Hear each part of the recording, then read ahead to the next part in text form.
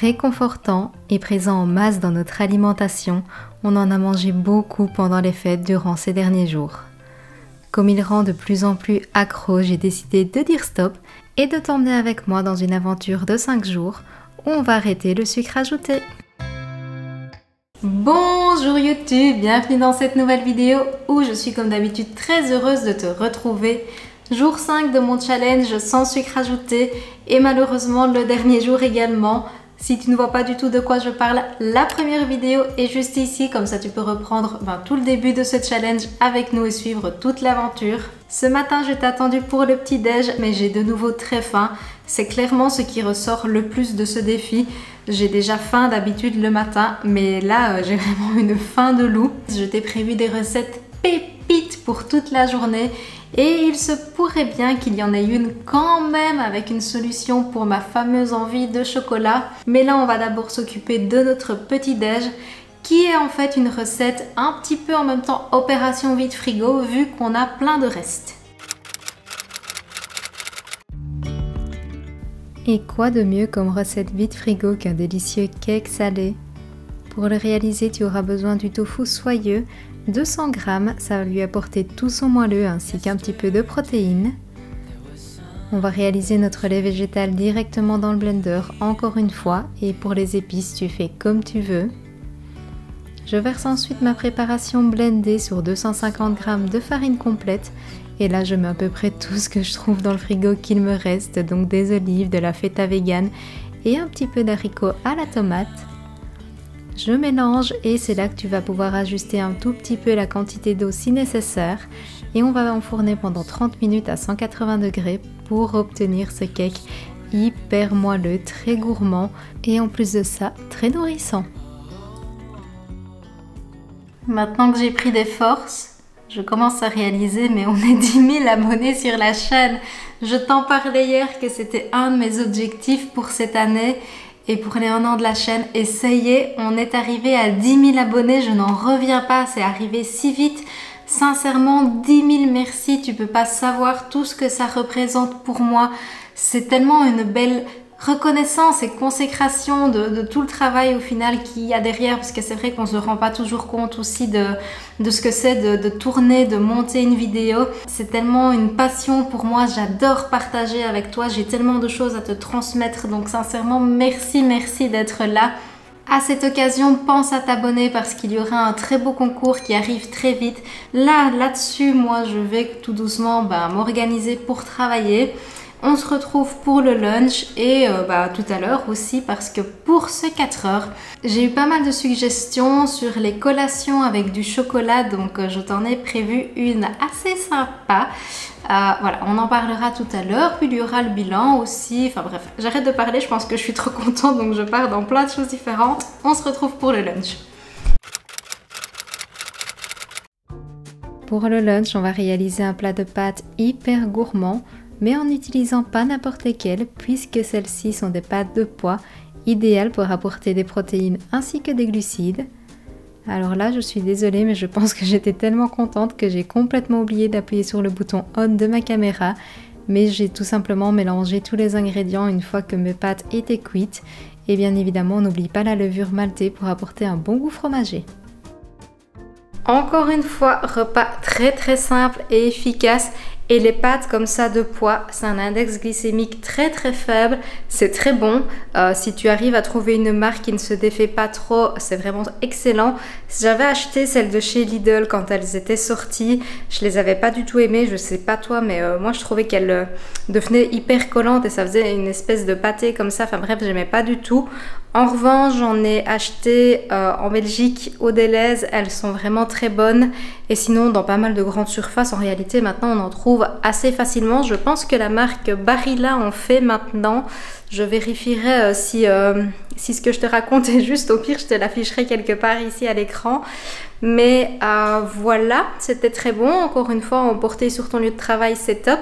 Là-dessus, moi, je vais déjà commencer à préparer le goûter parce que c'est un goûter que tu peux préparer à l'avance, qui se conserve très bien. Tu vas voir, tu peux le garder pendant plus de 2 semaines au réfrigérateur. C'est même un peu plus, je pense, 1 mois, ça va très bien. Et j'ai une buse dans mon jardin, je sais pas, ça m'étonne. Attends, je te montre, j'espère que je vais savoir te montrer.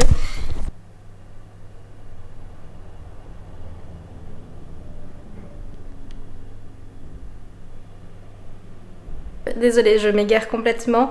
Bon, les snacks et puis on se parle tout à l'heure. On en arrive enfin à ce fameux snack chocolaté. Ce sont ici des Energy Balls qu'on va venir réaliser avec des dattes. Moi j'utilise de la pâte parce que je trouve que c'est plus facile pour le travail du mixeur, mais tu peux tout simplement utiliser des dattes que tu as fait tremper pendant 20 minutes dans de l'eau chaude. J'utilise également 100 g d'amandes que tu peux remplacer par des noisettes, des noix du Brésil, ce que tu souhaites. Et on va blender avec du cacao pur et une toute petite pincée de sel pour rehausser les saveurs. En fonction de la variété de dattes utilisée, tu devras peut-être ajouter un tout petit peu d'eau pour que la pâte s'agglomère bien. Tu n'as ensuite plus qu'à former tes petites balls en les roulant dans la noix de coco. Et tu obtiens ces collations très gourmandes, riches en magnésium, en bons nutriments et qui t'apportent de la bonne énergie pour toute l'après-midi. Ça, c'est une collation super saine que tu peux vraiment garder près de toi dans ton bureau. Tu mets ça dans ton tiroir quand tu as envie de quelque chose de réconfortant et de sucré, c'est hyper pratique et ça se conserve très bien, donc il n'y a pas de souci. Et si tu as un petit frigo sur ton lieu de travail, c'est génial. Tu peux mettre le topping que tu veux, donc moi j'ai choisi la noix de coco, mais tu peux mettre des poudres de noisettes, tu peux mettre de la poudre d'amande, tu peux remettre du cacao si tu veux quelque chose d'encore plus chocolaté. Donc c'est un snack également parfait avant un entraînement sportif si tu as besoin d'un petit coup de boost. Donc voilà, comme tu vois en plus c'est une recette qui t'en donne pas mal.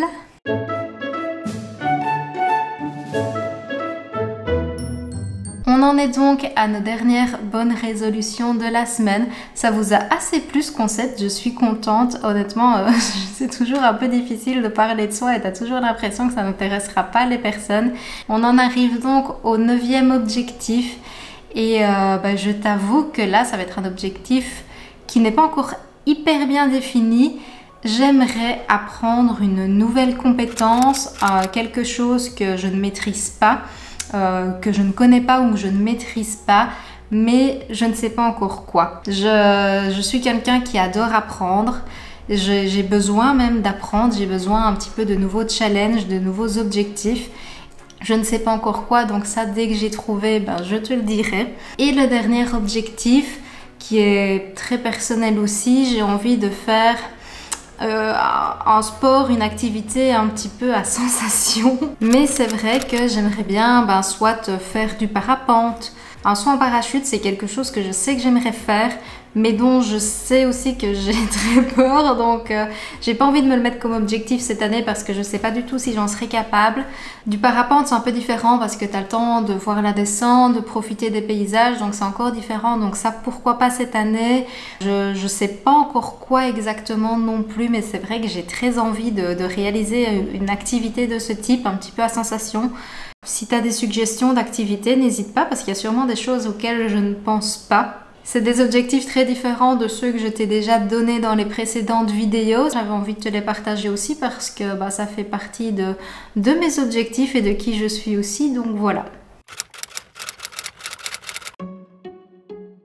On en est au dernier repas pour ce défi. Je te propose ici un avo chiche toast.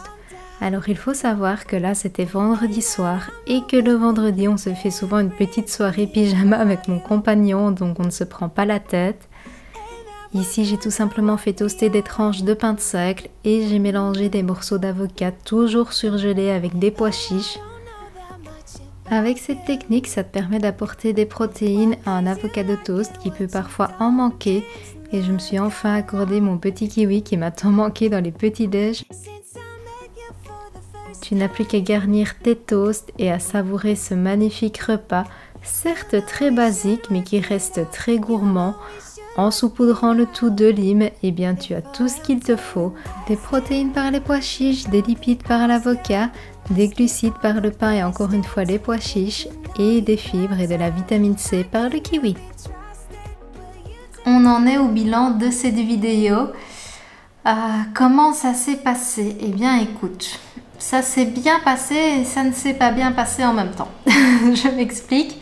Ça s'est bien passé dans le sens où honnêtement tout ce que j'ai mangé était très bon. Maintenant j'ai eu des manques, ça c'est vrai. Quand j'ai mangé des beignets aux pommes, du sirop d'agave dessus, ça m'a manqué. Même si les pommes sucraient déjà la préparation, il manquait un petit goût.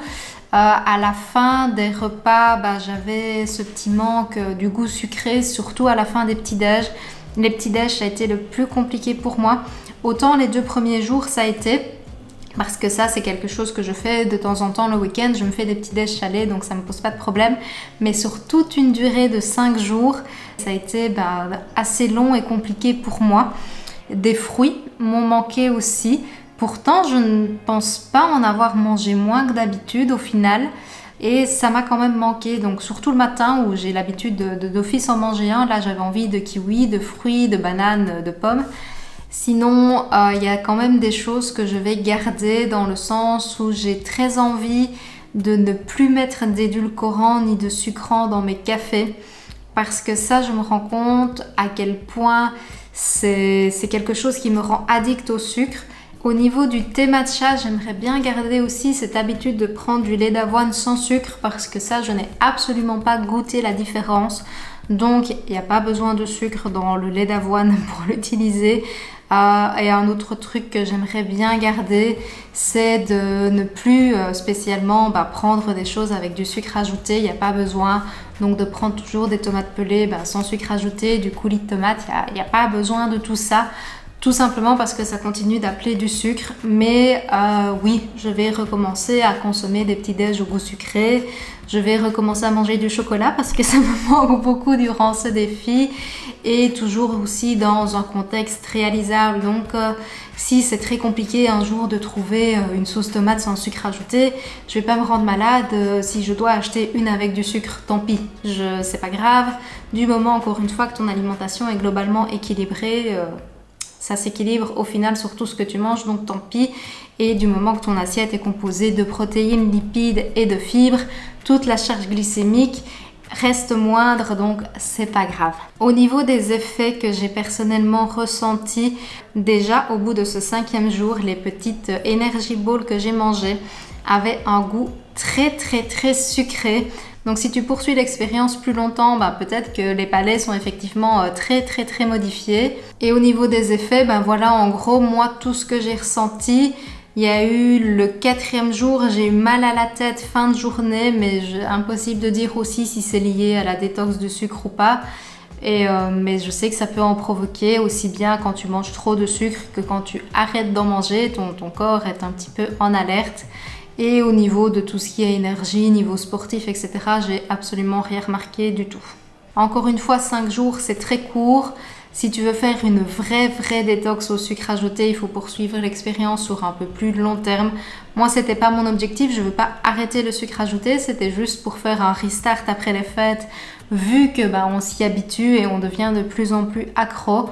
Quand c'est des périodes un peu plus clés comme Pâques, comme, je sais pas, la Saint-Valentin, si ton amoureux t'offre beaucoup de chocolat, Noël, évidemment, c'est des périodes clés, donc c'est intéressant de faire ce genre de challenge après pour faire un petit restart à ton corps et lui permettre aussi de se reposer.